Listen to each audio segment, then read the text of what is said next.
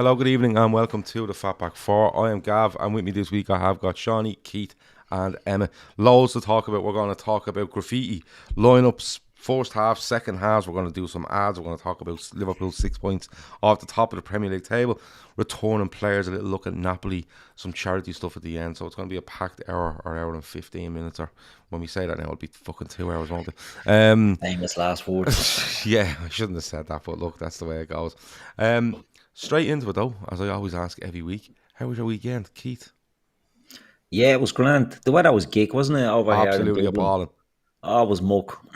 My young lad had a football match yesterday morning out in Swords, and it was bucketing down. It was freezing cold, awful day. And they're only under 9, and a few of them are like, do we have to play in this? I said, yeah, you still have to play in this. They're too mollycoddled these days. But had that, and then my nephew's christening was on yesterday as well. I'm still hanging now, so This is becoming a it bit was of an a trend eventful with you. day. I know, I don't like it, to be honest. I don't like it. But it is what it is, and you just have to, we just have to get on with it. We move. Be hanging again next Sunday. Yeah, you I will. know, yeah, exactly, yeah. Yeah, and it'll be all A shiny week, still. a week of licking me wounds now till next week, and we do it all again. You know what I mean? The dance is all on again. That's what happens. Yeah, exactly. Oh, you're not going to Garth Brooks as well, are you? Yeah, he's gone there as well. Wait, what do you think he was talking about?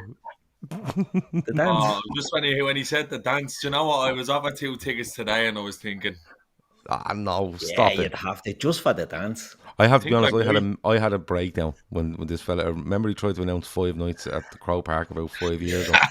And I was like, would you ever fucking stop? I haven't heard anyone. I don't even hear Garth Brooks on the radio. I've never heard. Garth Brooks only exists in his own gaff and in Dublin. I don't think anyone No, cares it's not about even him that. anywhere else. It's not even that, right? When Garth Brooks tried to announce, remember he was on a boat off the coast of Achill waiting for international clearance to do his 5 nights that time, right? And I was sitting there, I was online saying to people, like, never heard you mention Garth Brooks. He's never on the fucking radar. I'll tell you what it is. You've just looked at it as a reason to go out for a night out, and you're willing to lower yourselves to Garth fucking Brooks. And when it got cancelled, Seany, I wanted everyone, the 400,000 pricks that bought tickets, right? I wanted them to have to go down to Dollymount in the middle of winter, right, to collect their refund. Now online stuff, you need to go down to Dollymount Beach in the freezing fucking cold to get your 80 quid back. That was 2018 or something, wasn't it? I was about 5 years ago. Yeah. I think it was 2017, I think. Yeah, I'd say some fella had a bleeding shed load of pink cowboy hats waiting for the They're all over the place. I live quite close. I live quite close to Crow Park, and the shops all around there are all selling the pink cowboy hats with Garth Brooks 20. There's a big warehouse somewhere. There's a big warehouse somewhere, isn't there? Them, they didn't down in the shops with the marker rubbing out the 2017. Tip X and 22 onto it. Changing the 1 and the 7 into 2 twos. Yeah. That's it. Emma, It can be done easily, to be fair. It can be done easily. How was your weekend? Yeah, it was good. Pretty shitty the weather yesterday. Probably not as bad where I was, compared to where you were, Gav, from speaking to you before. It was really up here. It was that kind of real drizzly, wet rain. You know that stuff that soaks you through. Yeah. And it was just epoxy. So a day on the couch was called for. Little lad didn't get out of his pajamas and straight on his PS5 all day. And then today, I was football training this morning. I came home. The missus said she was going to IKEA. So happy days. Back up onto the couch again. Oh, right, you didn't have to go. Nice one. No. IKEA on a poor day, weather-wise, is fucking horrendous. Seany, how was yours? Yeah, it was good. A mate of mine is home from Norway. Haven't seen him in 6 years, so kind of showing him around Dublin. And we were in the Camden today watching the match. And I don't know whether he probably, do you know what, I shouldn't tell that story, but I would. Do you ever see them snuzz yokes? Do you hear these snuzz yokes? They're like little tobacco pouches things. Right. All the footballers are on it. Yeah, all the footballers on it. I don't fucking know how, because this fella put one in between his gums and he was like a sheet of bleeding paper. He was. He was sitting in the cabin.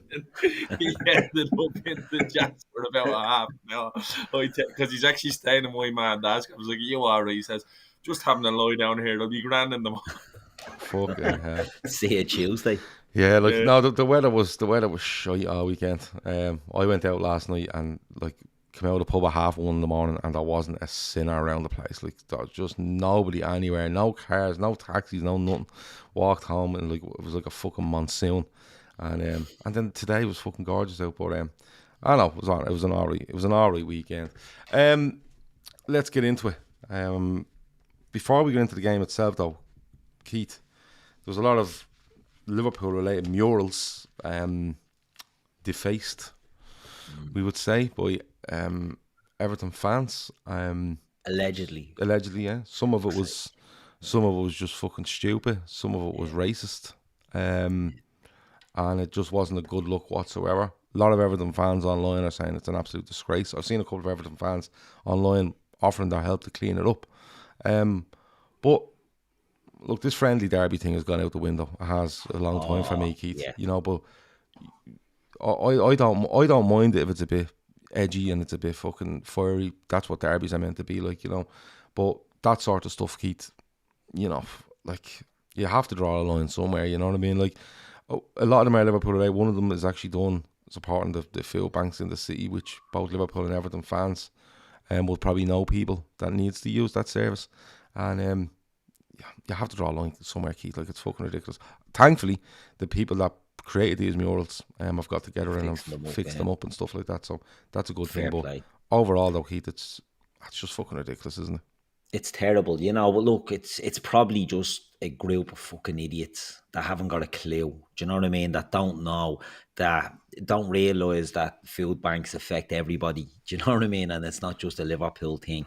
But look, what can you say about this? It's disgusting and it's disgraceful. And I'd like to think it's kids, but you know, it's probably not. It's probably grown men, because you touched on the friendly derby there. That is well and truly dead. Honestly, I think the Everton Liverpool rivalry is so toxic now that it's possibly the most toxic fan base, in my opinion, that Liverpool come up against, and it's the ones from their own city. You see them talking like these are the idiots online that you'd see calling Liverpool fans bin dippers, and you're like, what's going on here, lads? I saw Everton fans lashing them over for that. Do you know what I mean? Like, they don't know what they're saying, they don't know what they're doing.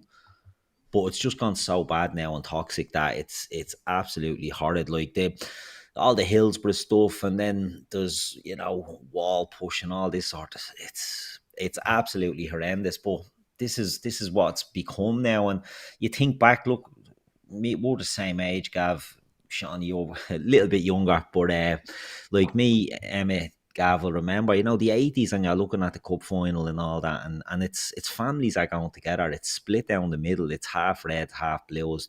The crowd was no segregation around. They were all just in together, and those days are well and truly gone. It's absolutely horrendous. And to see that, you know, we love the murals obviously because they're Liverpool and they look great and they're brilliant. But for Everton fans to do that, you know, it's just petty, and it's bad form by them. But unfortunately, I'm not surprised by it. I'm actually surprised it doesn't happen more often, if I'm being totally honest. Yeah, when I seen it yesterday, like the first thing I was thinking, like, fucking hell, like, where does this stop? And not, you know, not only for Never what will, it was, Gav. what? Never will. No, I They'll don't think never it will, stop. and I think, like, And you need to look. We need to be. You need to look at both sides. Some fucking Egypt brought a Stoya Bucharest flag into the ground yesterday. Yeah. Like, these arseholes aren't representation of Liverpool fans or even football fans, in my opinion. They're not football fans. They're fucking brain dead, racist bigots. Like Keith said, they're probably grown men. They probably are. And you know what? If they are, fuck me, you need help. Kids can be taught. Like, nobody's fucking taught to hate. And I agree with you, friendly derby shite is out the window. That's toxic. You inherit that. These kids growing up 16, 17, they have no reason to believe why fucking Everton should hate Liverpool. They're just two teams that share the same city. They haven't competed with us. We haven't stopped them doing that since the time these little fuckers were born. Yeah. So they inherit this hate from, like, generations before, from older brothers or uncles, or, you know, and you just, the thing is, you can never try legislate for these fucking idiots, for want of a better term, because it's impossible, Gav. You just can't. You can, like, these people are literally too stupid to insult. Do you get what I'm trying to say? So, like, again, it just doesn't help. Fucking Egypt's bringing in Stoya Bucharest flags. You see United, Leeds bringing in Galatasaray flags and stuff like that. these are just the fucking idiots, Gav. It's the same clowns that were throwing bottles at the Liverpool bus going past last week in Old Trafford a couple of weeks ago. It's fuck all got to do with football. Absolutely nothing got to do with football. They're just fucking idiots, complete clowns, and we shouldn't really, like you said, Gav. Those murals were commissioned in aid of a charity which helps people all over Liverpool, and I'm sure the people in Liverpool outside of football probably feel it's fucking so necessary to unite around now, because the social situation at Liverpool at the moment is a mess. I know people that live there and they're saying they can't believe what's going on the outskirts of the city in Liverpool. It's frightening. And look, to be honest with you, it's not too dissimilar here in Ireland. Like, not to get too much into it, because we've got football to talk about, and that's what we're really here for. Like, you seen what happened in Tallaght yesterday, that tragic story coming out. Like, society doesn't need this, but apparently society just breeds these fucking idiots, and there's absolutely nothing we can do about it. We should definitely not give them any fucking airtime, because luckily enough, in the world, you can have 95% good, the 5% bad will always fucking get a little bit 15 minutes in the fucking sun, which they shouldn't. But if you look today, someone went out and helped the cause. They cleaned up those murals. It won't be the last time. You guarantee it. There's what's your man's name? Dixie Dean outside of Everton. That'll be the face. That'll be the face. There's no doubt about it. Because there'll be some fucking idiot who classes himself as a Liverpool fan, who just doesn't have the brain power to compute and do something so fucking stupid. And like I said, you just cannot legislate for these fucking idiots. They're absolute morons. And it doesn't. You don't need any sort of IQ to be a fucking football fan, but to be a half decent human being, it just goes out the window sometimes. And like, need to drop all these fucking narratives of friendly derby and people's club. There's a shower of shits on both sides. I've seen it firsthand. I've seen Irish fans like xenophobia towards Irish fans around Anfield. But how many times have I been there? Nearly hundreds, I'd say. Many a times. You always meet more good than bad. You can't let the fucking idiots outweigh the good people who come across. Because like, when I seen that on Saturday morning, I was more like kind of going, Jesus fucking Christ, have you no idea what's going on in your city? Like, what's going on? Have you nothing better to be doing than to be going around doing fucking stupid shit like that? The last thing the people of Liverpool need right now is division. That's just my opinion. And you're right, it is going to cause retaliation and things like that, and it's a never-ending cycle, and that's the problem. And you're touched on a learned behaviour. It's not, You're not born with that. You're taught into it. But the thing is, the both clubs have come out and condemned what happened yesterday, and I think at times the clubs could be a bit more stronger. I think they could come out and say, listen, we condemn this, and we find if anyone is found to be guilty of doing this, and you won't get into their ground again. So if that's an Everton fan, knows that Everton and Liverpool both say you won't be in either of our grounds ever again. And if a Liverpool fan goes into fakes of something at Goodison Park and is caught for doing so, both clubs should do the same and say you're not coming in there ever again. Simple as that. And it might just change a few people's opinion on it. Emma, anything on it, or do you want to move on? I exactly the same as Shawnee. It's a learned behaviour. You're not born to hate Liverpool, or you're not born to hate Everton. And you say that they should ban them from ground. It's the morons that do this probably don't even go to the games. Exactly. Great point. Maybe so. So, and it's not the first time they did it. They did it last season as well on that one on the club shop. Where you send in your photographs and it makes up the picture of Dalglish and Ronnie Moran and all that. They did it on that last year as well. It's just I can't put it any better than what Seany has put it. So it's the same fucking idiots got point scoring over Harvey Elliott's and Fabio Carvalho's celebration midweek. Yeah, maybe look, but they're two kids. Carvalho's been doing that as long as he's been playing football. Maybe maybe he lacked a little bit of awareness, but to try fucking push that on top of him, you know what I mean? And that's all it is. It's just point scoring like fucking idiots. And it's bad because I'm sure the majority of Evertonians are all right. They all drive taxis. They all talk a bit of shit. They're always nice.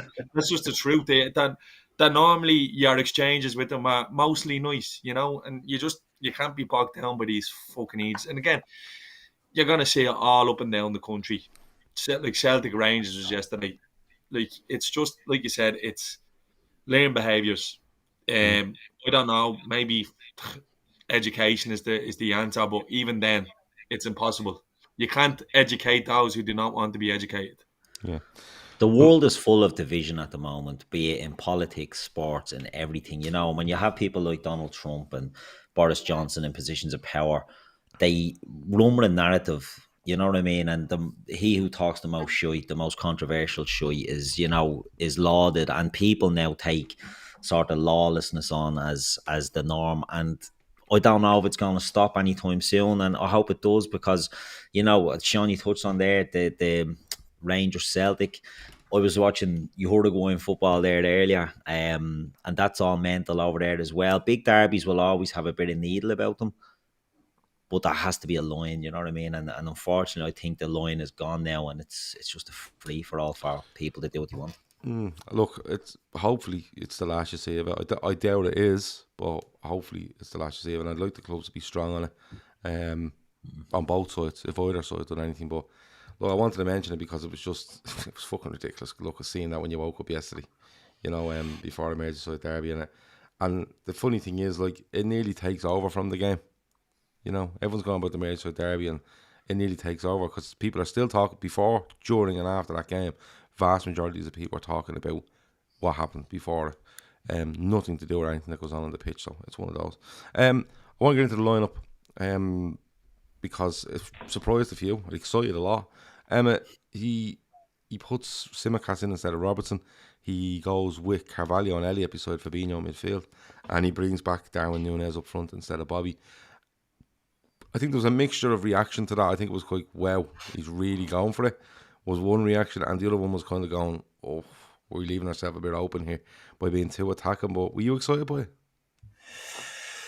I was surprised by it.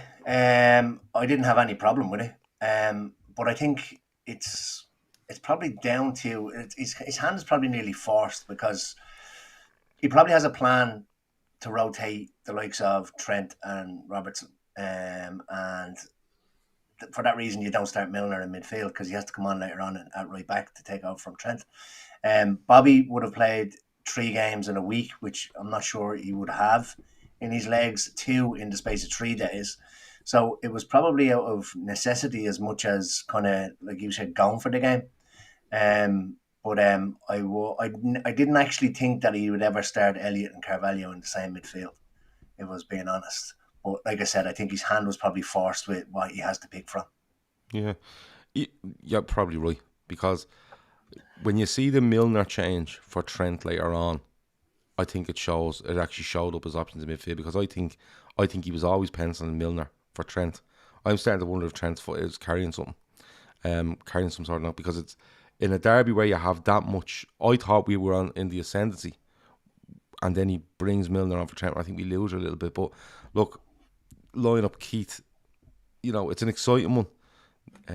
Núñez gets the nod, and Klopp talked him up all week, saying he's a lovely fella, he realised what he's done, he won't do it again, I'm slapping him in the back of the head, all this sort of stuff. So it was kind of leaning towards him starting. And you know what, if one thing, he could have really went conservative there yesterday if he wanted to keep, but he didn't. He went the other way and he said, fuck it, let's go for it.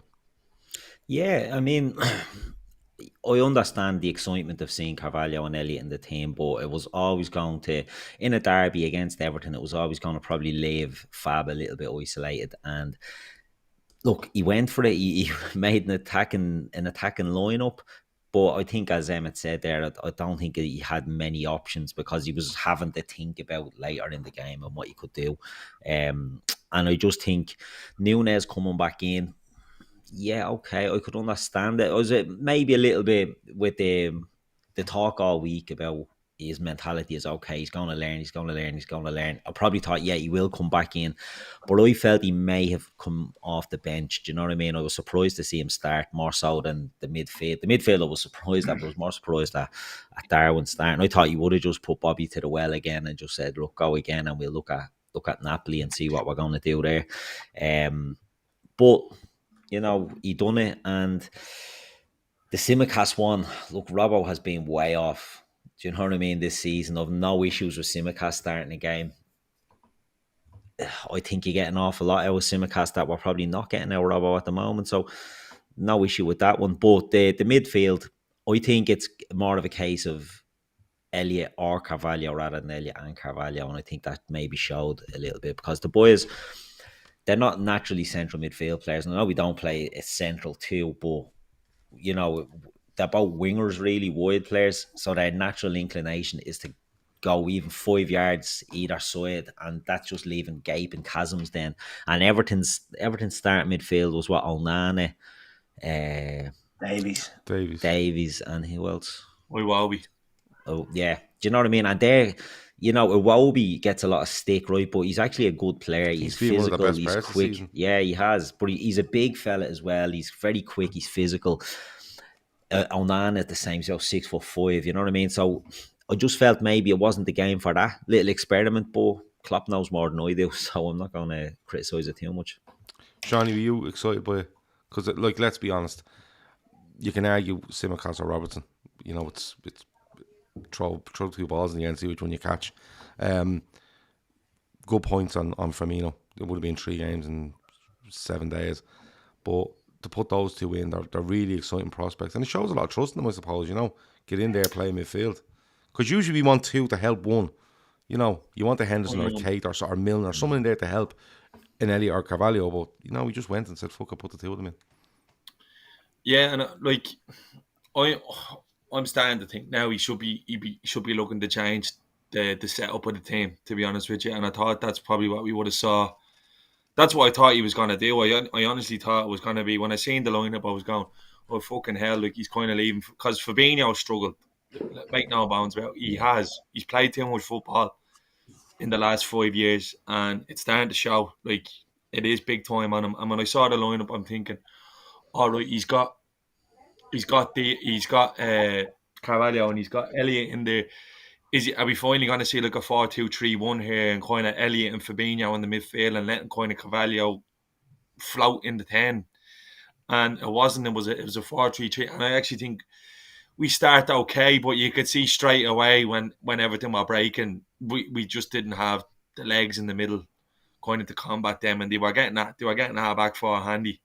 I found in the first half, and I just think the setup was way off. Like, it was fucking mad. There was times in the game I was looking, and Darwin Núñez is out wide left, and I'm going to go, right, what's kind of going on here? It just looked like you were spitballing a little bit, and I'd imagine you could have watched 50 fucking pre-match podcast, build-up podcast on any platform you want, and nobody would have had that lineup picked, and even like a suggested lineup or a lineup that someone wanted. I just think we saw it and went, oh, that's really attacking. And in the end, it was kind of to our detriment now. So, I don't know. I think with the bodies we have now, obviously Arthur in the door, and Thiago apparently back training tomorrow, I'm looking to see something different from Liverpool. I'm fucking tired of this 4-3-3 shite and the approach we've been taking to games lately, because it's just not working. It really isn't, and I don't like the way it's been kind of pushed on players. I said at the start of the season I was worried about how Núñez would fit into this Liverpool team, and it was never a Darwin Núñez issue with me. It was the type of player he is, and I already see that we're fucking forced now, whipping balls in, and we watched both of the games against Benfica last year, and Benfica certainly didn't do that with him. Yeah. They weren't just fucking aimlessly launching balls in the box, and he's getting the blame for it. So I think it's a little bit unfair.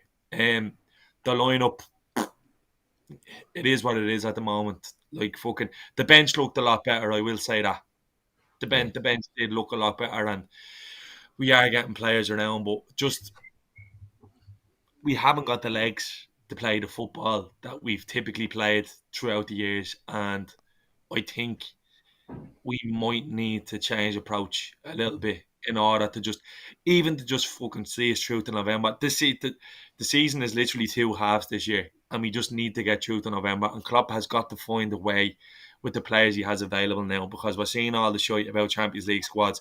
Who's not going to be around? Who's not around? Who knows how long Hendo's out for? He's going to need to change around a little bit, and I think we have the players more suited now to a 4-2-3-1. Whether they've been working, this might be complete fucking fallacy because we've never. But But I just do think we need to do something different because Fabinho struggled and I felt a bit sorry for him because he was on his own. Like, he really was. He was on his own, and he didn't get much help from the centre halves either, in terms of those being a little bit higher. So yeah, I think Kev threw up a diagram on Twitter, and the setup is wrong, and we just kind of have to look at that. I don't know if and we get into the first half now because, in fairness, Chris and Kev went through the whole game yesterday, all the chances and different things. I just want what we do on a Sunday is we give our overall view on first half, second halves, and talk about other topics around the game and stuff. But I don't know if it's a setup. I think yesterday confirmed something in my mind that we're massively missing in Thiago. And I know that sounds like a really fucking obvious thing to say, but when he's on the pitch, do you remember when we used to play and you'd have Wijnaldum and he'd be chasing everything down, and you'd have Henderson and he'd chasing everything down, and Fabinho there and all? We've evolved as a team where Thiago complements Fabinho so well because he controls in front of him. He controls the game. He controls the tempo. He actually controls where, in my opinion, where other teams can attack us from because of the way he plays football. And that means it reduces Fabinho's scope of what he has to do. And when you look at that yesterday, nothing on the two young lads, because I think it was planned again where Carvalho might play 45, Firmino will come on. But when you look at that yesterday, right, you're saying Everton were on the break and with no legs, right? I don't think Everton get out if Thiago's on the pitch, because I think he picks a better pass. I think he stretches them. I think they're hesitant. And I think even if teams are breaking on Liverpool and Thiago's in it, he's great at getting his foot in, but if the ball drops to him in transition, he can kill you, right? And I'm nothing against Carvalho or Elliott or Fabinho, but I don't think he can kill you right now with one pass like Thiago could. And that's for me just what I confirmed yesterday. I just can't wait for Thiago to be back, or Melo if he's very similar, to be in the team, and just where we can not mind Elliott or Carvalho if they were the third man, but just it's a different way of controlling the game, more authority in the game. I think we've lost some authority in our game. Yeah, I agree with that. Authority is a big thing. Like, do you know what's fucking... I haven't developed this spoiled brat complex. We're not going to win every game, but do you know what's... We just seem to be getting outworked an awful lot, and it does my fucking head in watching it. It's so frustrating when you just see teams running all over us, and that's happened. Fulham done it to us, Newcastle done it to us, and they did to us to a degree, and just second to everything. And then when we mopping up second balls, it's all safe because they're afraid to make fucking mistakes. Trent, Fabinho, the only one whose distribution has kind of been in the same as Van Dijk is still hitting that pass, trying to get us out. But we normally get torn today. I watched Arsenal United today, and I was thinking, fucking hell, like Fabinho used to do what Eriksen did for us so well, where the ball would just break off a second ball or anything, a ball getting knocked down, and it's out of his feet and bang, we're on the attack, and it's 3-on-3 or 4-on-3. When we're attacking, it's Mo's doubled up on. Fucking Diaz is having to come all the way across the box to make sort of any space to kind of fashion a chance. We just look bollocksed. We look mentally and physically tired, I thought. And it's hard watching us being fucking outworked. It really is, because that was kind of, not to quote Pep Linders, like, intensity has been our identity. And we just don't look fucking comfortable at all with the output that we're able to put out. And I don't think it's, bar probably one or two, I don't think it's an application thing. Some of them just look fucking tired. I touched on Trent last Sunday. I think, to be honest with you, I think I've been justified. My comments for last Sunday were justified because we won against Newcastle, but he was fucking awful. Yeah. And yesterday is pretty much the same. And he's fucking dragging his arms along the ground. He's huffing and puffing, like, fucking dig in and get on with it. And he's not the only one, but it really fucking has pissed me off. And this Calvin Ramsey fella couldn't get fit any sooner because he needs time out of the team. Honestly, he needs time out of the team. Do you see a situation where Gomez goes in there when they start getting centre backs? Gomez has been okay, I thought. Yeah. I think he's been okay. And look, even if a fucking kills us going forward, for a while. I wouldn't mind giving that control to someone like Elliott to create from that side, to be honest. If it just means that we're a little bit more stable. They just look afraid of making mistakes, and Liverpool's football is all about taking risks, and they're not taking the risks. And what's happening now is we're not even looking after the ball well enough, because what's happening is we're going down the line and it's just like, fuck it, I'm just going to ping it in there anyway. There's no ball retention. There's no Trent going back inside. I'm just going to aimlessly loop the ball into the fucking box and we'll deal what happens. Hoping that because Nunes is 6 foot odd, he's going to muscle 2 centre-halves out of the way and fashion a chance. He's never played like that. Not even for Benfica. So I just think it's unfair on Nunes. And I think our fullbacks have been killing us. And don't get me wrong, Robbo's been shy, but I'm not sold on Tsimikas at all either, to be honest with you. No, you're not, but like, I think Tsimikas for me looks like the sort of player that you'd probably need to put him in the team and say you're in for the next 6. I think he grows as he comes into the team. He had a little spell, didn't he, last season when he was in there for maybe 4 or 5 in a row. Season, wasn't it? Yeah, and I think he got better and better as we went, because I remember at the end of it, when Robertson was back, people were going, hold on, Tsimikas has been really fucking good here. Does Robertson come back in the team? And, you know, he's a good player, but like any player, it's hard to come in and go, listen, you're starting on Saturday and then you'll get 20 minutes to here and 20 minutes there, and then you're starting. You know, I think he is the sort of fella that needs probably 4 or 5 games, and will he get it? I'm not too sure. Look, I'm going to put the first half, I'm going to put the whole game together, and I just want your feelings on it, right? Because, as I said, the lads done a show yesterday. We don't want to keep just repeating over chances and different things, but Keith, it was a good game of football. For a 0-0, it was a really, really good game of football. You know, Davis should score for them, I think. Mopai should definitely score for them. It's probably the best chance of the game. Darwin Núñez could have ended up with a fucking brilliant goal. In fairness, Little Arms had a really good game yesterday. He did, yeah. You know, Diaz hits the inside of the post. I thought it was in, and how it stayed out, I don't know. Salah at the end. The disallowed goal is disallowed because he's offside, and the fucking bullshit. It took a long time, didn't they? They took a long time to come up with that, and then shout the lines, and it's a bleeding country boil offside. Yeah, but overall, Keith, you know, taking everything aside, and go back and watch the post match if you want to go through every chance, but it was a really fucking good game of football. And the first time, in fairness, in ages, and not just in the Merseyside Derby, in ages, I've seen Everton where they went.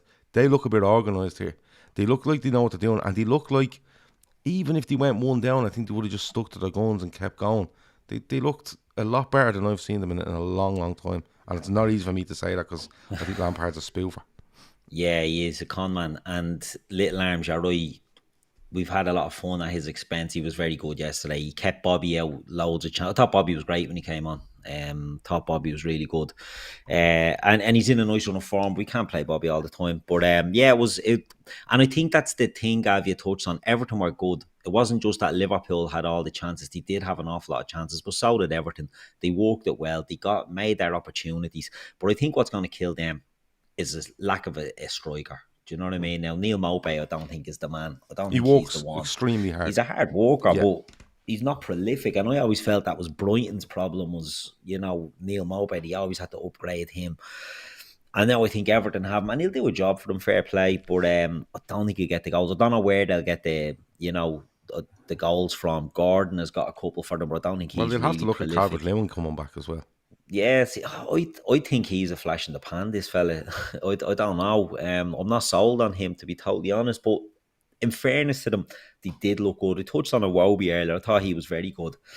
Onana in midfield, I thought was very good. And it was an even game, a 0-0 draw. If you hear the 0-0 Merseyside Derby, like, that had to be a blade stinker. Do you know what I mean? That had to be I thought. Yeah, that's what I mean. And this wasn't. This was a great game of football, and just great to see. You know, Everton not. I suppose if it had been at Anfield, he would have been rolling around the ground and killing the game. You know what I mean? But I felt that they did have a go at it, and it was a good game. Both keepers done very well, but Pickford won it for them basically, because the amount of saves he made, he was the difference between the two teams. Yeah, I think he does. In fairness, overall, if Pickford isn't on the form he's on yesterday, I think Liverpool win the game. No, they were, and it's just a brilliant goalkeeper performance. You have to hold your hands up. Emmet, you know, we did. Everton play well. I think they're buoyed by the fact of the team we name, and the fact that our fullbacks haven't looked on it. Even our centre backs at times, midfield is a bit mismatched. You have a forward coming back in after being out for 3. Salah hasn't been on top form. Diaz has probably been our best attacker, bar Bobby, I'd say, in the last game or two. So Everton probably looked at him and, do you know what? Let's have a right go here. And it just, I'll say it again, I think it just turned into a very entertaining game where if you take your red glasses or your blue glasses off, you're sitting there on the sofa watching it, or in the pub watching it going, this is a fucking good game of football. Yeah, it's probably one of the most enjoyable 0-0s you'll probably ever watch. In terms of Everton, look, yeah, they're probably looking at our players and seeing that they weren't on form, but the team themselves aren't in form, so that would have buoyed them straight away. But they look, as much as Lampard is a spoofer, it doesn't take anybody to look at what the blueprint is to try and beat us at the moment or to score against us at the moment, and that's on the break. Corners, we haven't been great. I know we scored 2 from corners, I think, so far this season, but our set pieces haven't been brilliant, and that's where teams are breaking against us. They're getting the ball out of the box and breaking on us. So something needs to be done there. Pickford was unbelievable. I'm one of his biggest critics, not only over his arms, but just as a person. I think he's an absolute muppet as well. But he'll have an absolute stinker next week. Every keeper seems, and I'm definitely not the only one, every keeper seems to have a worldie against Liverpool. And yesterday was Pickford's turn. But yeah, look, I think Kev said it there. On another day, if we finished 3-1, probably nobody would have argued with it. I thought Everton looked decent compared to what they have looked, and they seem to have a bit more legs. The midfield, like Keith said, I think Iwobi did well, and your man Onana looks like a bit of a decent player too. But yeah, look, I think it's just that it's come at a time where we're not really playing well. But everybody forgets that a lot of these games have ended in a draw. I think is it 8 out of the last 11 games or something at Goodison have ended in a draw? It's always, there's loads of them. So like, this is not an anomaly that we draw 0-0 with Everton. It just happens to happen at a time where we're not playing well. Everybody expects to go out and blow them off the pitch, but more often than not, this game ends a draw anyway. So look, it's not the worst result in the world. Yeah, a few people mentioning Pickford saying, he doesn't get a touch on the end of the Salah one. He does get a touch on the Nunez one though, which I think is a fucking great save. I think he gets a touch on the Salah one as well, does he? One of them, someone there says, I thought he did. Yeah, well, someone there says, where's it gone? Someone said I've watched it back a good few times and he does not get a touch on it. So I thought he did, but it didn't change the direction. I think if he doesn't touch it, it still hits the post. Do you know what I mean? It was one of them, like it hits the bottom of his glove and just stays on the trajectory. So it's one of those. Seany, for what we can pick out on players that are the systems or getting caught on the break from our own corners and stuff like that, and that's down to the personnel, because you have 2 really attack-minded midfielders there that don't usually hang around as last man or second last man when we have corners, so you have to kind of take that with a pinch of salt. But overall, did you think it was a good game of football when you take everything out of it, where we can criticise and praise and stuff like that? But overall, as a spectacle, I thought it was quite refreshing to see, not refreshing to see Liverpool so open, but having said that, I was a little bit, I suppose, I don't even know what the word is, I was a little bit buoyed myself after going, didn't really play well, probably should have won it. It'll be alright, it'll come together. But overall, Seany, do you enjoy it, or do you hate these fucking games? No, I enjoyed it. I did enjoy it. It was a derby. Like, tackles were flying. I'm going to say something here. Out of 20 league games that was this weekend, I thought the referee yesterday was brilliant. I thought he was really good. Yeah. I did. I think it was Taylor, wasn't it? Anthony Taylor. I think he did a good thing. I think he managed the game well. He let it flow. It didn't get too out of control. The crowd were mad. It was a derby. It was a good game of football. I watched 2 games yesterday. I watched the Liverpool game and I watched the Milan game. And the Liverpool game was probably better. In the Milan game, 5 goals in it. So, it was a really good game. Both keepers, like Alisson save, world class. world class from there to basically win his point. It's ridiculous. It was a double deflection. Was it Yeah, McNeil? he moves his feet ridiculously well, and it's so high when he gets a touch to it. Yeah. It's not. Yeah, it was brilliant. I thought it was a really good game of football. I think it was played in the right spirit. There was good tackles in there. Like Gordon was annoying me, but that's what he's supposed to do. He's an opposition player playing in a derby. It was a good game of football, and to be honest with you, Gav, I think if you look at this game, the Palace game and the Fulham game, like you could literally, we got 3 points from them games. We could have easily got 9. We could have easily got 0. We could have lost all of those games and won all of those games. So it's kind of gone that way for us where I'm not going to say we're not getting that little bit. Look, I just think we need to be a little bit more clinical. If we're more clinical there yesterday, we put the game away. We had more than enough chances. And they had their chances as well. I think on the balance and things, a draw was probably a good result. Yeah, it was definitely it's the most enjoyable 0-0 Goodison derby you're going to get from a Liverpool. Yeah, for what both teams put into it, you could walk away and go, yeah, you know what, we probably could have won it. We probably edged it, but you can't kind of deny them a draw at the same time for what they put into it.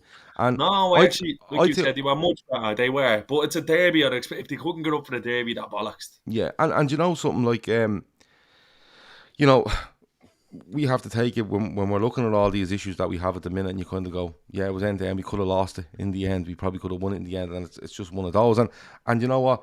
You take the point, you move on, and you see where it takes us. But overall, I just thought it was a really good game of football. 2 ads this week to help us. We're going to read these out, and so snuggle in, get cozy. Here we go. Not got match recording yet, no? No, we haven't got match recording yet, and we read these out because it helps us to be able to bring you all this content for free. First one is IP Vanish VPN. Protects your data, protects your passwords, protects you online, and available for a really good deal. 12 months from IP Vanish. Use it on your tablet, your phone, your desktop, your Fire Stick, whatever it might be. Look, it protects your identity, all that sort of stuff, location, whatever it means, and it makes it harder for people to hack into your accounts and stuff like that. So, rated 4.6 out of 5 on Trustpilot. You can get it now for around $35 for the year. ipvanish.com/Daytrippers. Go and check that out. The second one is Paramount Plus. Paramount Plus have the rights to every Champions League game this season. I think it's $10 a month. Somebody was telling me the other day, $10 a month, top quality from anyone we've heard that has it. But they have got every single game of the Champions League, so all the games, extra time, everything that's going to go on in the Champions League this season can be found on Paramount Plus. The games kick off this week, the 6th of September, Tuesday night, if I'm right. And look, I don't know how many games in the Champions League this season, but if you want to watch every single one streamed live, you can do so with Paramount Plus. Keith, we're 6 points off the top of the league. Yeah. Right. And I think we've been bang average. Bang average. People have waxed lyrical over City, Arsenal, United in the last couple of weeks. And for being bang average, we're 6 points off the top. That has to give you some hope, doesn't it? Because I think it's going to be a mad season. It is.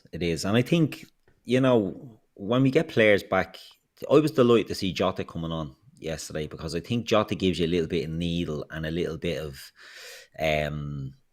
snide maybe that Mane used to give us, and I think Jota can take on that role that I think we need a bit at the moment to be where we are after the start we've had, right? So we battered Bournemouth. Take everything into account for that game, and it's the wounded beast and all that. Everything else we've been so fucking average in. Even the Palace, we were okay, but should be winning them games. So to be 5 off City at this point, it's like, okay, let's see where we are after 10 games. Do you know what I mean? And let's take it in blocks. I think if we were really good and we were 5 off City, you go, we're really good fucking here. These are 5 ahead already. But to be that poor and be only 5 off them, I think it's... But we've both played three of the same teams, and we both have the same amount of points from those 3 games. Yeah. So Palace, Newcastle, and Bournemouth. Yeah. Each of us have 7 points from those 3 games. So Yeah.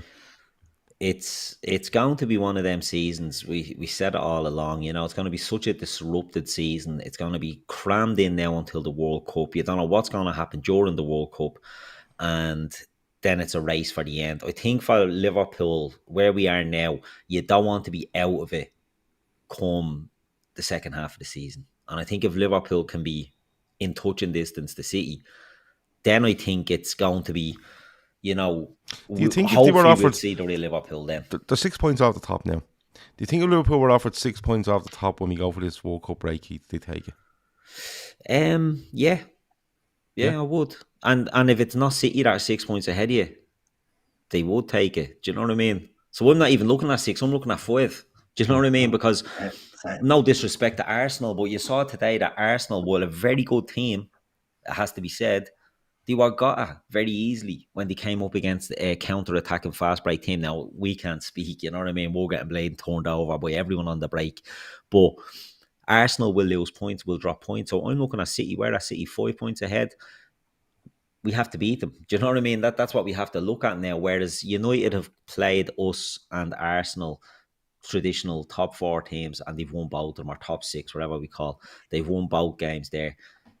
We have to beat those other teams as well. Didn't we drew them all last year, did we? Or we drew a shitload of games, last year. Yeah, we beat Arsenal, I'm sure, but we didn't beat City, we didn't beat Chelsea, we didn't beat Spurs, you know, so we bet United, I remember that. It was 6 draws. Yeah, so well, we didn't lose them, we didn't win them, so I think Liverpool now have to be looking and saying, right, this has been dirt. Do you know what I mean? This start of the season is not what we thought we were going to get. And I think there's a lot of mental fatigue. You know what I mean? Players look tired, but it looks mentally tired. Going for those 4 tournaments last year, I think the expect, not using it as an excuse, but I think the amount that was on them, it's like a big, what goes up comes down. And I think Van Dijk rode on a lot of adrenaline maybe last year, coming back and getting back up to speed. He's looked a shell of himself, to be honest, this season. And I think a lot of players, we spoke about it before, I'm not looking to dig them out, but we went through all our leaders haven't been doing it yet this season. So I think that'll come good again. And I think when you get a Thiago back, and you're getting Jota back, and you're getting Matip and Konate back, and you're getting players that can come in and you can use your squad, then I'm hoping we'll see a better form of this Liverpool team. Because if you look at the Charity Shield against City, we were brilliant that day. It's not that long ago. And that's the level I want to see Liverpool getting back to. So if we can get back there soon, then I think we have a good chance. But like I said, you don't want to be 9 points off City going off to the World Cup. Do you know what I mean? That's where you don't want to be. So yeah, I'll take 5 or 6 at this stage if they handed it to me now. But I just think Liverpool will get back. What we're seeing now isn't what we've seen over the last few years. And, you know, until it becomes a crisis, I'm not going to see it as a crisis. Yeah. Do you think that with so many players, so we had 10 injuries, do you think when there are so many injuries that players kind of nearly have it in the back of their mind to not go full tilt in case they add themselves to the injury list in Van Dijk's situation? Yeah, no, Konate out, or does he have the World Cup in the back of his head? He missed the Euros. True, I don't want to miss this World Cup. Yeah, no, I think the injuries are a knock-on effect on a lot of different things. Like, I think the losses in midfield, right, have had a big effect on whoever plays centre back and whoever plays fullback. I genuinely believe that, because I'll say, I've said it so many times, what our midfield does, Thiago was a fantastic footballer, right? But his presence there on that left hand side allows, whether it was Mane and Robertson last season, or it could be Diaz and Robertson this season, to absolutely terrorise teams, right? Because every time it pops out, Thiago's winning headers against fellas that you shouldn't. He's he seems to know where the ball's going to be. He gets it, sprays it to the far side, and we can start playing again. And that affects your fullbacks. But not only that, I don't know how many games Liverpool have lost when Thiago and Fabinho have played together. I would say it's less than 3, right? Okay, and I probably include the Champions League final in that, right? Doesn't he start, right? But the thing is, then you're looking at the centre halves. You know, the centre halves are second guessing. Fabinho's second guessing, which means now the centre halves looking going, well, if he's fucking second guessing, what are we doing? I think it has a knock on effect. But like Seany, and I'll come to you now in a minute as well, Emmet. But Seany, where does Klopp look at this? Because in his own mind, Seany knows we haven't been good. But he's still sitting there going, it's only fucking. No, I know it's only 6 games gone, but we're only 6 points off the top, 5 off City. He's constantly going on about players coming back. They're starting to come back now. Does he get them together, Seany? Does he say, look, we haven't been good, but we're nowhere near our things, as some people would like you to think? We've players coming back. We can start shifting things around a little bit and trying to get back to what we do really well, because we haven't been doing it. And see, this is where my outlook is going to be a little bit different, and I'm genuinely worried, because you can't just flick a switch, Gav. No. It's not like they're bad players, they're good players playing bad. They're just good players that are really tired. And that's my worry. That's how I feel about it. And it's all well and good saying we're only 6 points behind, but like we can't just turn around and just fucking flicker like a switch and have all that energy again. Obviously there is mental fatigue, but there's physical as well.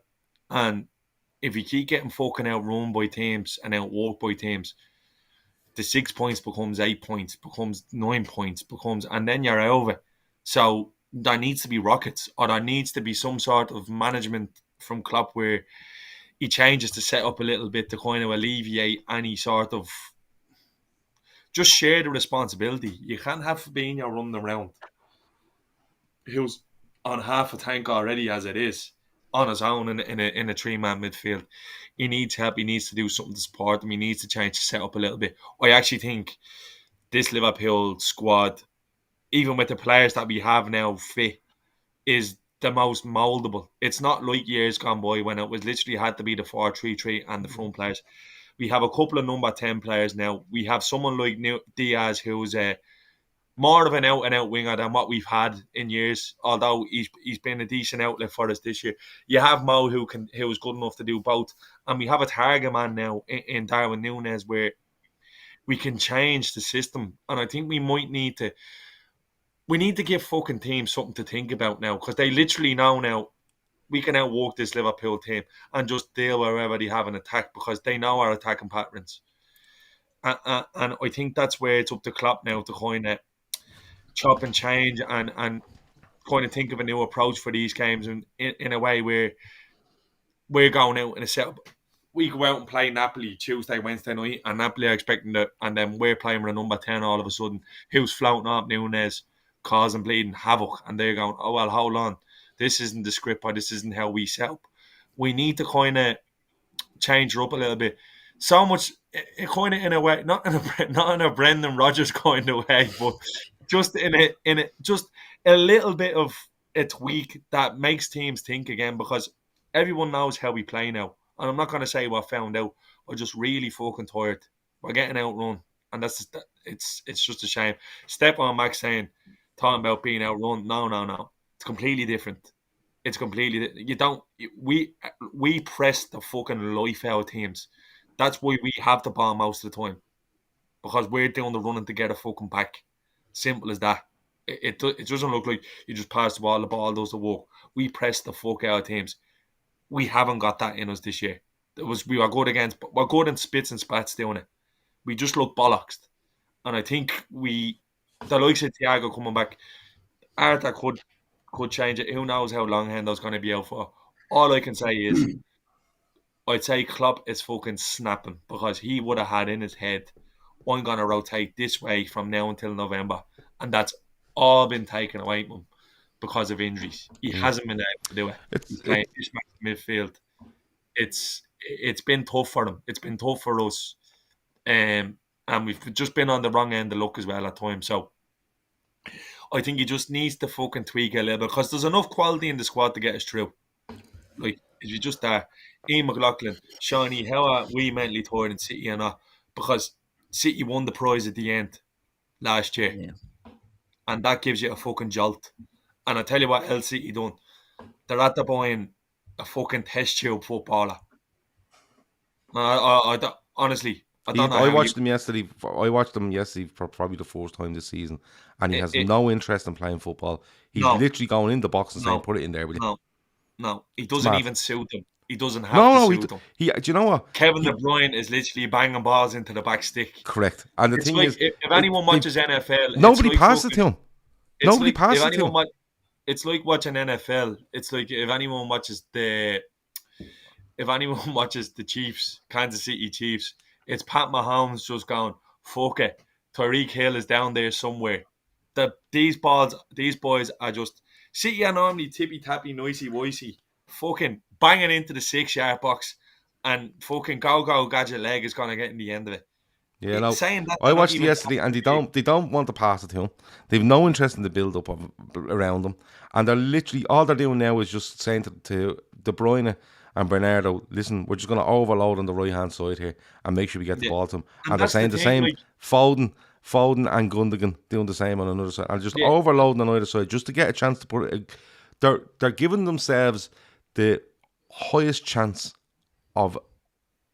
They're trying to make the best quality ball they can. Instead of it being a bit blind or a bit, they're basically saying overload and put me in a position where I have a second to look here, see where he is and put it on him, because he doesn't play football, he doesn't press, he does fuck all, he just goes in the box, and that's what they want him to do. We played more games than anyone last year, Gav, and look, it's complete. This is okay. Like, this is understandable. It'd be worse if it wasn't. It's completely understandable what's happening to Liverpool. People saying transition, this, that, and the other. They're just fucking tired. Yeah, no, I think if anything, we probably pre-season should have been a little bit less fucking. City played 2 games in pre-season. Maybe they had the right idea. We just look tired. They look bollocks, and it's like people turning around and saying our best performers have been Elliot, Carvalho, and Gomez. What have they all got in common? They didn't play 60 fucking games last year. So well, you know, like it's.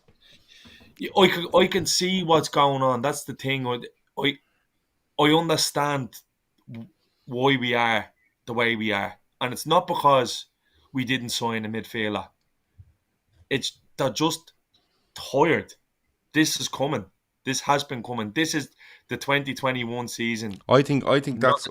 I agree. They do look tired, but I think on top of that, I think the personnel that we have, we're doing I think it's a little bit of square peg round hole. A little bit. But Emmet, someone mentioned there around XG. Has anyone mentioned XG? Because the chances are still coming. We're not clinical. If you look at the chances, the shots we have, shots on target, big chances we have, we're right up there. And a couple of people have mentioned, you know, Salah's form, and of course Núñez is going to be talked about how he fits in. I think Diaz has been bright in most games. You know, Bobby has shown in the last couple of games has been really bright. Carvalho has been, you know, I think it's a small margins. And look, this isn't me trying to gloss over things. I don't think we've been good enough. Don't get me wrong, but when you dig a little bit deeper, is a small margins. Do we need to just find a way of maybe not being as predictable with the Núñez stuff where you're just looking to whip it in the box, trying to get Salah a bit closer to him, which means he's not as wide. And I think Diaz has been actually good. Do you know what I mean? So is a small margins where you go, yeah, like people are saying Salah's been shy for 9 months or whatever, but it's looked a bit different to set up. Is it just going to take time? Salah hasn't been scoring, but he got 2 assists. Wasn't it 2 assists during the week? Yeah, he's given the second assist, but he's still contributing to the team. You'd much prefer him to be scoring goals, but I agree with Seany. They do look tired, and it's a vicious circle, because what happens is when you're tired, you play tired balls, you lose the ball, you're turned, and then you're chasing, and you're running, which then makes you tired. So it is a bit of a vicious circle. I just think we need to try and retain the ball a hell of a lot better. So we've played 4-3-3, like Seany said, for a few years now. We probably were predictable last year, but we retained the ball an awful lot better than we've been retaining it this year. Like Seany said as well about Trent's his attempts at crosses and balls, and he started to do one of these balls into the centre of the park, like a first time, not even looking. And I don't think one of them has got to the player he's meant to get to. But we just need to try and retain it a little bit better than what we're doing, and try and stop us getting turned, because that's where we're doing our running. That's where we're getting tired. That's why teams are overrunning us, is because where we would be running, where would we be going forward and retaining possession, the midfield aren't expecting the team to be coming straight back at us as quick as they are this season. And that all comes from lazy, I don't want to say lazy passes, it's tired passes. And Trent, there doesn't seem to be much conviction in Trent's balls into the box, whereas he used to whip them in. Now they're just floated in. And the central defenders are just gobbling them back up. They're playing it into midfield, and all of a sudden it's 3-on-2 at the back. But in terms of fine margins, yeah, it is. I mean, look at the game yesterday. Núñez crossbar, Diaz inside of the post, Salah inside of the post. So, look, on another day they go in, and I think it's a case of you do your best, and you know you might have it'll eventually click. You might have some hard decisions to make on certain players at the moment, some really popular players at the moment.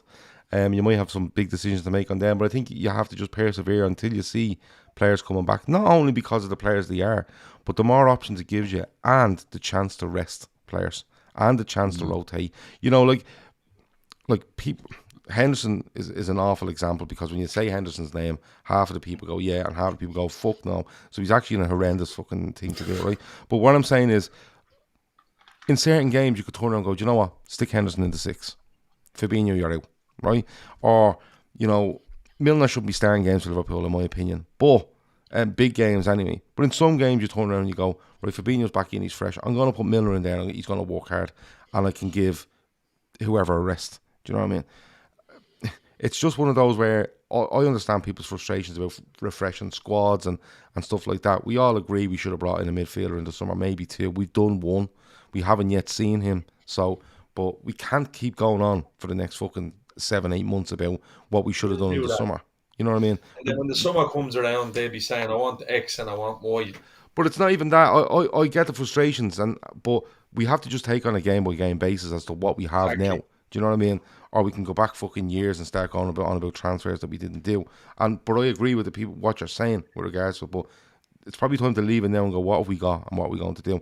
Well, you're going to have people that are going to turn around and say, like even say Bobby yesterday, what was the difference between, why wouldn't you play him for the first 45 instead of the second 45? Well, like, it's that, like, sports science is that kind of clever now that, like, you're talking like an extra hour or an hour and a half or 2 hours rest for a player is massive when it comes to sports science. If that game had been played yesterday at 3 o'clock or at 5:30, you probably would have seen Bobby start. It's like it's that fine a thing, like, and people don't believe that's bollocks. It's only a couple of hours. That can be massive in terms of a player's recovery.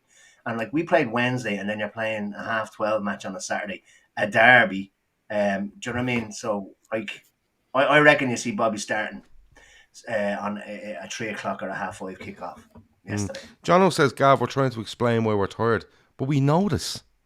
This is what I'm saying. We know why we're fucking tired.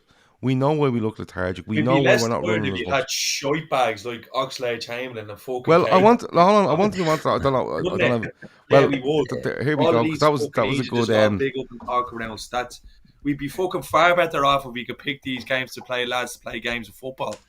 Well, come here. I want to ask you, Seany. I might as well come to you because you've decided. No, he's not injured. No.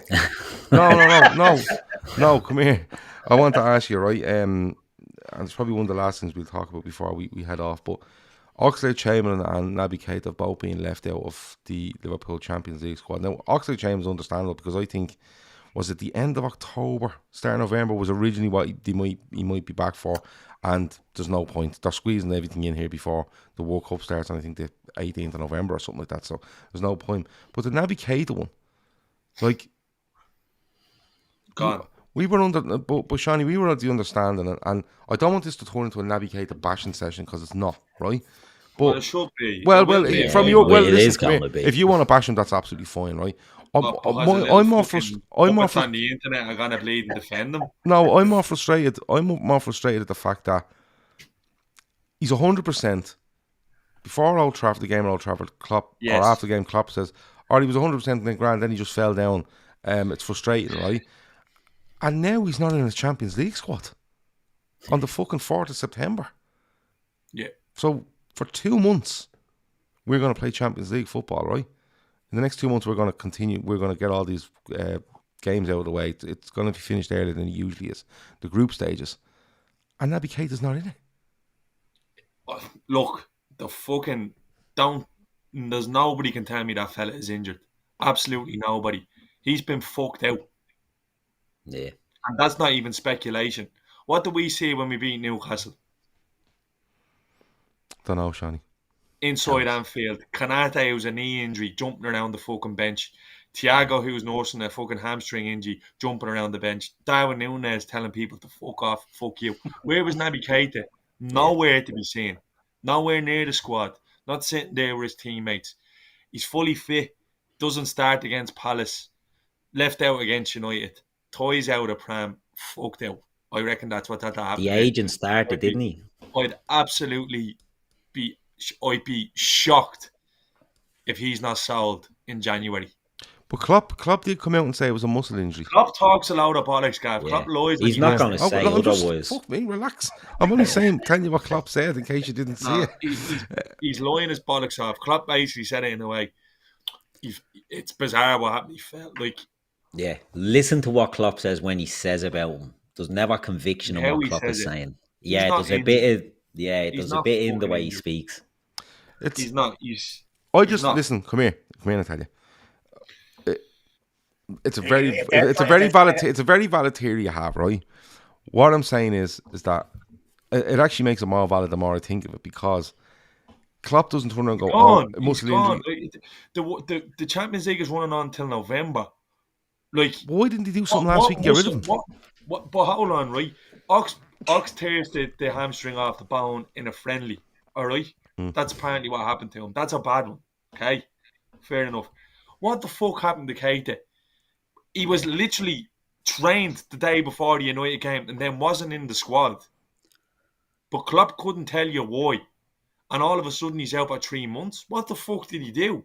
Did he fall down the stairs? All Klopp has said on it is, following the game at Old Trafford, I think it was, he said, Naby, because all through the week it was Naby had an illness or whatever, but he's 100% now. And then his next comment was, Naby was fine, and all of a sudden he fell down. That was his words, I think. He fell down. All of a sudden he fell down. Yeah. Who is he? Fucking Mrs. Doubtfire? I don't know. He said his words were unbelievable, and then that was the end of that. And then he was asked about it during the week, and the funny thing was, in some press conferences he wasn't even being asked about Keita when it was about players returning. Nobody mentioned Keita, and he was asked then at one stage and turned around and said it's a muscle injury.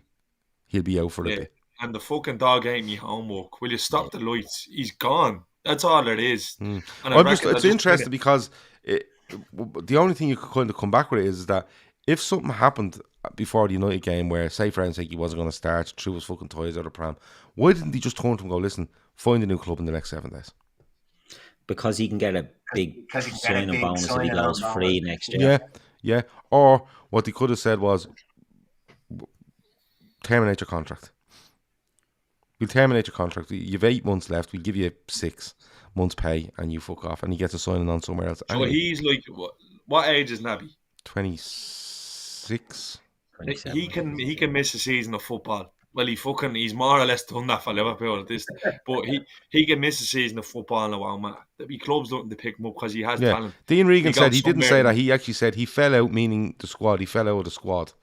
But you know what I mean? I didn't mean he just fell. I'm not saying he just fell over. I mean, that was his words. Do you know what I mean? Listen, just read between the lines. Everything you see with this team is togetherness. You're seeing them scenes on the bench. You're seeing all the boys off the bench when we get the winner. He's nowhere to be seen. Why the fuck isn't he there? Why would he be excused? He wouldn't be. We know the way Klopp is. He wouldn't be excused. Cav reckons that Keita is upset at being used as a make-way for getting another player. No injury, gone in January. No, Cav said Keita's upset at being used as a make-way for, I presume, trying to get another player. No injury, gone in January. Look, Naby Keita's how long at Liverpool? I couldn't tell you what type of midfielder he is. Some fella with a laptop might be able to, but I'm sorry, I don't watch football on laptops. Maybe on dodgy streams. That's about it. I don't look at Excel sheets to tell if a player's good enough.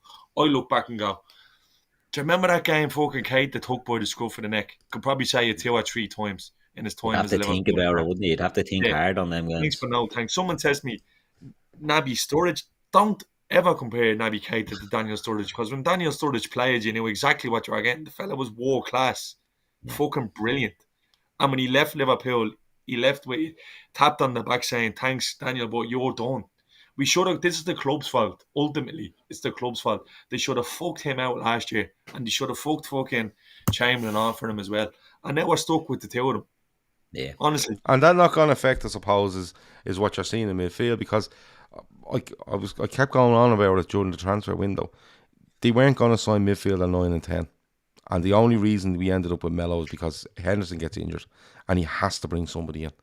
If Henderson doesn't get injured, I don't think they sign him. Simply numbers wise, unless, like I said, you were going to just pay off Ox or pay off Naby, because they were going to have to eat them contracts for 8 months, knowing you're not really going to fucking use them. But it's an interesting theory, and I'm kind of going to keep it a closer eye on if Klopp is asked about him, because he will be now if he's not in that Champions League squad, and we're approaching these Champions League games. He's going to have to do press conferences, and B, what he says when he's asked. Do you not think that the that's a journalists brilliant are told point. not That's a to brilliant ask? point from Zupdog. Zupdog's point there is brilliant. Had the same issues last year. Remember the videos of him fucking Leipzig going around playing, bouncing people up in the air and training, dirty protest, trying to get out. Yeah. Fella's not well in the head. Fucking Egypt. He obviously didn't listen to the club either when he went off to Guinea. He's been, like, never misses fucking Guinea games, does he? No, he never fucking does. Always well, look, I just think it's mad interesting that, Ox, I can understand that he's not going to be there because you knew straight off, but this one just seems very trivial, and then he's not on a Champions League squad. So basically, they're telling you that Naby Keita won't play for Liverpool before 2023. It's very I think that's why Arthur was brought in, not the Henderson injury. I think the Keita situation is what got Arthur back in. And actually, look, Arthur is similar type of player. I was going to say that ball carrying, he's good carrying the ball, and I think that's the one that I think we should just be done with him. He won trophies at Liverpool. He didn't pull up trays. He's let himself down massively. Now, this is all fucking could be completely hypothetical, but I'm following me gut with this one. And I do reckon he's been fucked out of it. I genuinely do. Okay. And like people said, Klopp's not going to come out and go, yeah, he's a whingy fucker. We're done with him. He's going to say that. And I hope journos are rinsing Klopp with Keita questions, because it'll only take about 4 or 5 press conferences for him to be asked about Keita, and then he'll be just like, look, listen, don't ask me about him again, which would suggest that there's no way home, because he told everyone. I think the lack of questions is probably that the press officer is telling them not to ask about him. Yeah. Because Antio says here, and he says, the week leading up to United, we didn't get any training videos or photos. Then Klopp tells us that Naby is injured all of a sudden. That smells to me like a training ground bustle. But look, listen, as I said, this is all just us talking on Sunday night. It could be something completely fucking different. We don't know. The funny thing is, the next game is Napoli away, and that's the first night I smell the rat. Naby Keita. So if anyone in the chat knows what I'm talking about, you'll know what I'm talking about. That was the first night I smelled the rat with Naby Keita. And that just so happened to be the first game in the Champions League group stages that year as well. So it told me a lot about him that I needed to know. The fella went off on a stretcher and started on the 12:30 on the Saturday. Yeah, I just can't. 12 this week. I agree. The more I think about it, actually, Seany, the more I kind of agree with you and come down on your side, because I just can't see something like the way it's unfolded, the lack of questions about him, and it's a muscle injury. He's not going to play with Liverpool for 3 months. 4 months, September, October, November, December. Because the World Cup finished on the 18th of December. I think we're all back playing football, aren't we, on the fucking 28th of December or something like that in the league. So he's basically telling you he's not going to play again this year, which is a bit mental. If it was a genuine injury, you could come out and go, listen, he's very unfortunate. He's torn this muscle. He's going to be out for 3 months. But he hasn't. Just said muscle out. The fact the club are so vague, and ambiguous, and they always are vague. In fairness, they always are vague. Yeah. But they just turn around and say, he's gone. He's not playing in the Champions League. We don't it's not like they're even giving up a spot for him. There was room there. You know what I mean? There was room there. There's a lot of people asking what happened in the Napoli game. He was literally having a stinker and getting ran off all over the place away in Naples. And he went down holding his back, went off on a stretcher, and literally started the 12:30 Saturday game then. Yeah. So we just dialed it in, basically. Yeah. I got pissed. Lack of minerals. Yeah, well, look, I'm sure that's something that will unfold. What did I want to get to? Look, we're going to leave it there, more or less. We want to talk about a few things before we go. Of course, we do have Napoli during the weekend. And for the rest of the week, winners and losers tomorrow, Monday night. Tuesday will be a preview show for Napoli. Wednesday will be full-time after the Napoli game. Thursday will be Viewer's Voice. Friday will be Premier League Forecast. Wolves on Saturday, isn't it? Yeah. Saturday, 3 o'clock. So, full-time Reds, 5 o'clock or whatever. On Saturday, we'll be back here on Sunday with the Fatback 4. So, loads of content again throughout the week. So, if you want to subscribe, go ahead, like, share, whatever. If you don't, we don't give a fuck. Can I chip in on something before we move on there? There's a comment Keith, there. Sorry, no. Trust put a comment in there. Why is Seany always biased when it comes to English players? Why does he not talk about work? So just revert you back to last week's show about Trent and the start of this. So you're talking shite there if you think there's any bias towards non-English players on this channel. No, Seany has absolutely hammered Trent last week. I think he's just spoken about Ox a few minutes ago as well, to be honest with you. Yeah, I know, they fucking hell. But look, you've got a few compliments as well, Seany, which are Werder Bremen top on. A lot of people seem to like that as well. That's an early birthday present, and thanks to the gaffers there, Keith and Gav. So yeah, we sent you something nice, didn't we? Yeah. Sent me out a little retro box. Keith gave me the full rundown on the second division. We got him a jersey, and Keith gave. I know he may be paraphrasing the story to everyone, telling all my mates that I'm at getting the second division Argentina jersey, and the team was set up by a fella called Willie Brown from Pearse Street.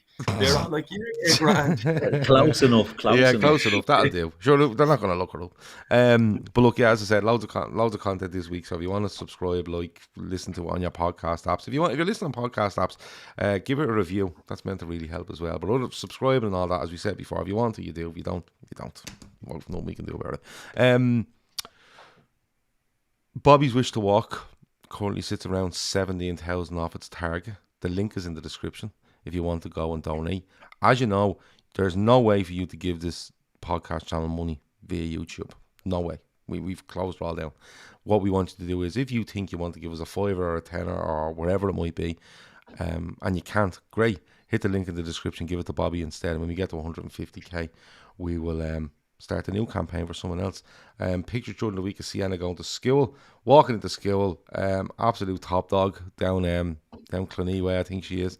Absolute legend. So if you go and check out Sienna's steps, you will see across our social media walking in to school, like 10 months after having this surgery, I think it is, and it's just absolutely unbelievable. So if you're thinking of giving Bobby's Wish to Walk money, which is the same treatment, if you check out Sienna Steps, it'll show you exactly what it can do.